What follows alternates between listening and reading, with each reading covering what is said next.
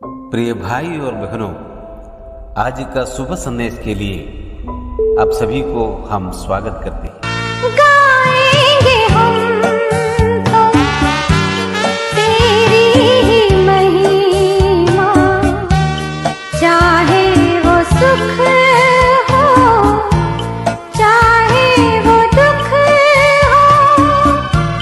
गाएंगे हम तो तेरी ही महिमा, चाहे वो सुख हो, चाहे वो दुख हो। प्यारे प्रभु जी, तुम ही खुदा हो। प्यारे प्रभु जी, तुम ही खुदा हो। जाने तुझे ये दुनिया सारी। आज का संदेश इवेंजलिस्ट एवी जोसेफ अलवर से बांटा जाएगा। प्रार्थना के साथ सुनिए। सबको जय मसीह की।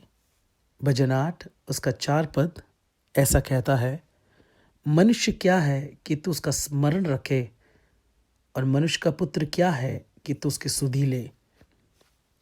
जब इस भजन को हम आगे शुरुआत से पढ़ते हैं, उसका 2 पद में लिखा है कि वो बच्चों के दूध पिया बच्चों से अपने बल का प्रकटीकरण करेगा। जब हम यशा की पुस्तक पढ़ते हैं, वहाँ पर परमेश्वर कमज़ोर पात्रों को इस्तेमाल कर कर अपने बल का प्रकटीकरण वो कर रहा है। और भजन संहिताकार दाऊद उसी बात को बता रहा है। कभी कभी बड़ों को गिराने के लिए कई बार कमज़ोर लोगों का भी प्रयोग किया जाता है। हम कुरिन्थियों की पत्री में हम जानते हैं परमेश्वर ने इस संसार के कमज़ोर और मूर्खों को चुना है।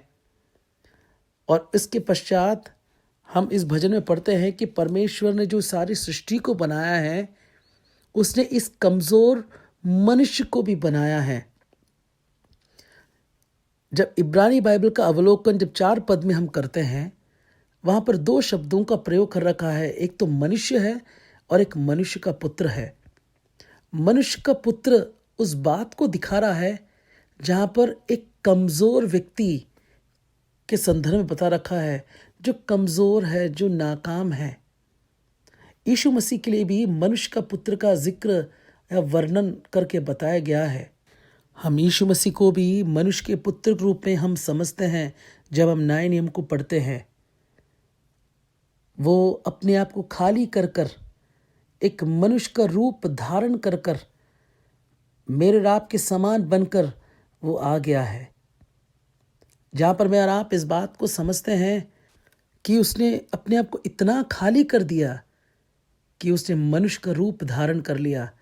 फिलिपियों उसका 2 अध्याय उसका 6 से जब आगे हम पढ़ते हैं, वहाँ लिखा है कि उसने अपने आप को इतना खाली कर दिया कि उसने मनुष्य का रूप धारण कर लिया। प्यारो, मैं और आप उसके खालीपन के बराबरी भी हम नहीं कर पा रहे हैं। कितना दुर्भाग्यवश है ये मनुष्य। परंतु केवल उतना ही नहीं, भजन 8 उसका 5 पद में लिखा है कि उसने हमें स्वर्गदूतों से भी थोड़ा कम बनाया है। जब हम इब्रानी भाषा का अवलोकन करते हैं, वहाँ पर स्वर्गदूत नहीं परंतु परमेश्वर स्वयं से थोड़ा कम बनाया है, ऐसा जिक्र कर रखा है। यानी कि मनुष्य जो कमज़ोर है, जो विशेष सृष्टि है, जिसको परमेश्वर ने स्वयं अपने हाथों से बनाया है, वो कह रहा है कि मैंने तुझे मुझसे कम बनाया है, मेरे सारे गुणों के साथ मैंने तुम्हें बनाया है और उस महिमा में मैंने तुम्हें रखा है। प्यारो, मेरा आपका परमेश्वर जो मेरा सृष्टि करता है, मनुष्य को बनाते वक्त इस महिमा के साथ उसने रखा है। पर रोमियो 3:23 में लिखा है, सब ने पाप किया और परमेश्वर की महिमा से दूर चले गए। मनुष्य ने पाप किया और महिमा से रहित हो गए, परमेश्वर से दूर चले गए, अंधकार में चले गए। पर आज इस मनुष्य को इस ज्योति की आवश्यकता है। उस ज्योति हम स्वयं यीशु मसीह में हम देखते हैं यीशु मसीह संसार में उतर के आया, जैसे हम जिक्र कर रहे थे, अपने आप को खाली किया। उस परमेश्वर पिता ने चाहा कि अपने पुत्र यीशु मसीह को तोड़ दे। यशायाह उसका 53 अध्याय में हम उस बात को पढ़ते हैं। उसने चाहा कि अपने पुत्र को न्यौछावर कर दे इस मनुष्य जाति की रक्षा के लिए, और उसने वो कर दिया। वो स्वयं उतर कर आ गया, उस क्रूस पर चढ़ गया, कांटे का मुकुट उसके सिर पर रख दिया गया, हाथ पैरों पे खीले ठोक दी गई। मेरे और आपके पाप के कारण उस क्रूस पर टंगा हुआ उस यीशु मसीह को हम देखते हैं। प्यारों, केवल उतना ही नहीं, वो गाड़ा गया और तीसरे दिन विजयी होकर जी उठा। आज वो जीवित है। आज उसने हमारे लिए उस उद्धार के मार्ग को तैयार किया है। क्या मैं और आप उस उद्धार को स्वीकार करने के तैयार हैं? प्रभु सहायता करे, प्रभु मदद करे। हमारे जीवन में एक और बार अवलोकन कर कर इस जीवन को हम समझें। मैं और आप कितने कमज़ोर हैं।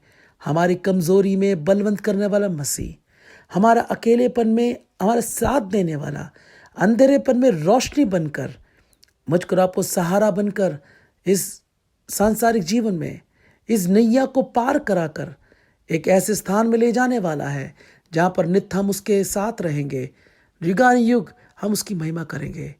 क्या मैं और आप तैयार हैं?